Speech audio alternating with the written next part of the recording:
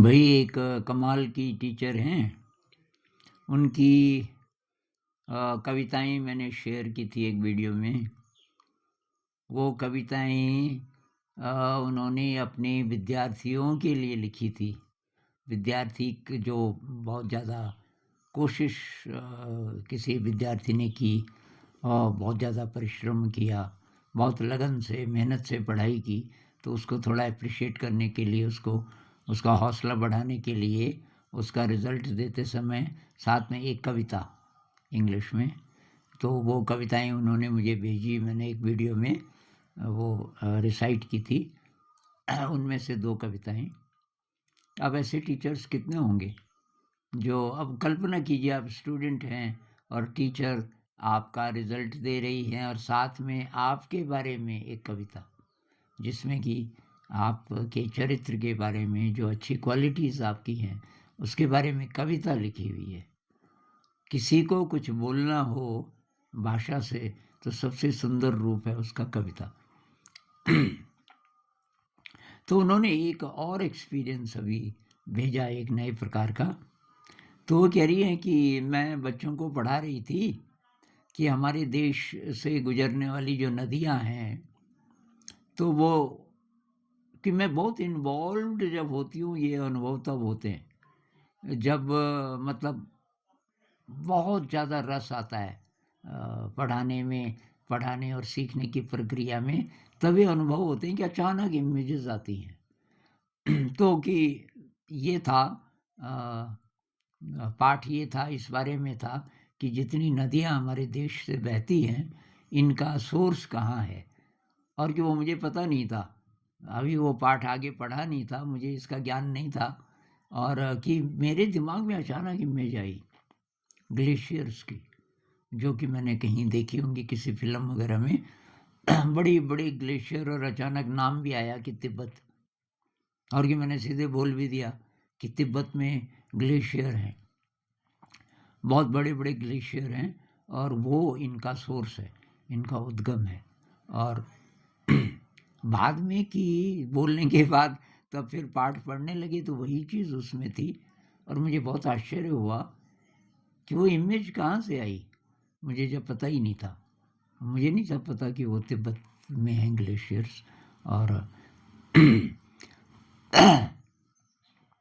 तो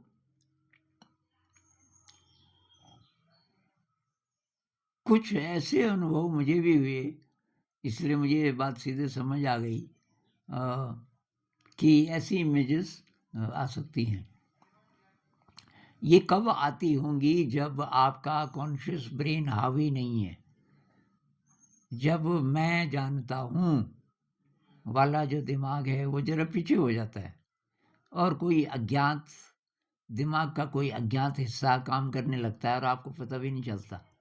और वो जो अज्ञात हिस्सा है, वो आपको जोड़ देता है किसी विराट सोर्स से, इंटेलिजेंस का आ, कोई फील्ड, कोई बहुत विराट कोई क्षेत्र, जहाँ अनंत ज्ञान है, और वहाँ से कोई चीज़ आपकी पकड़ में आ जाती है।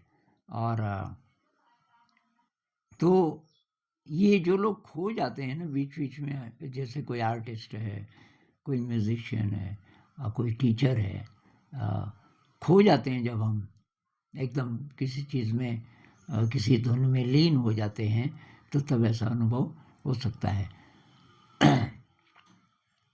तो इससे हम क्या सीख सकते हैं?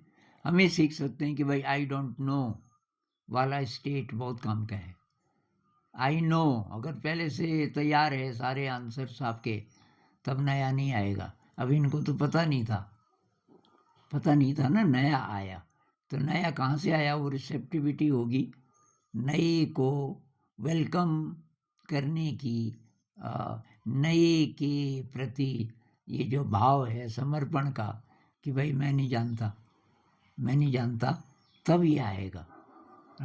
और ये ध्यान में भी ये स्थिति बहुत काम की है, जिसको समर्पण कहते हैं ना, उसकी तैयारी के लिए भी ये चीज़ ज़रूरी है कि आई डोंट नो से हम शुरुआत। कृष्णमूर्ति जी बोलते थे, टीचर्स पूछते थे ना कि सर क्या अप्रोच होनी चाहिए हमारी, तो कहते थे sir, start with I don't know, become totally empty, खाली हो जाओ, मुझे नहीं पता। तो फिर पूछते थे, डज द ब्रेन एवर से आई डोंट नो? आपका दिमाग कभी बोलता है कि मैं नहीं जानता? अगर नहीं बोलता तब संभावना बहुत कम है, तब तो अहंकार ही अहंकार काम कर रहे हैं। जितना आप जानते हो बस उसी को बोल सकते हो आप, अलग अलग प्रकार से। जो नहीं जानते, जो अज्ञात है, और शायद जो ज़्यादा कीमती है, वहाँ तक आप पहुँच नहीं पाओगे।